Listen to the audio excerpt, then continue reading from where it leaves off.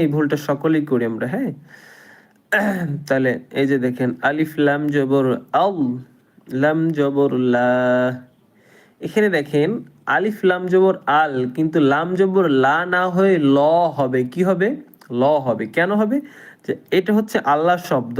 আল্লাহ শব্দর ডানের হারকাতে যদি জবর কিংবা পেশ হয়, তাহলে এই আল্লাহ শব্দটাকে মোটা করে পড়তে হয়। যেমন আল্লাহ, লাইক দিয়ে দিয়েন সবাই। আল্লাহ, হাফেশ হু, আল্লাহু।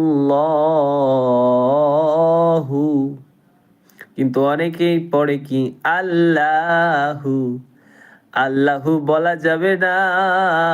আল্লাহ তাআলা বলছেন, আল্লাহ রাসূলের হাদিসে পড়েছি যে কোনো ব্যক্তি যদি কারো নাম মানে ব্যঙ্গ করে বলে, আল্লাহ তাআলা তার কিয়ামতের দিন তার দিকে মায়ার দৃষ্টিতে তাকাবেন না, মানে সুনজরে তাকাবে না। এজন্য আল্লাহর নামটা আমরা বারে বারে নিই, কিন্তু আল্লাহ বলি। আসলে আল্লাহ বললে ভুল হবে না, কিন্তু বলতে হবে আল্লাহু।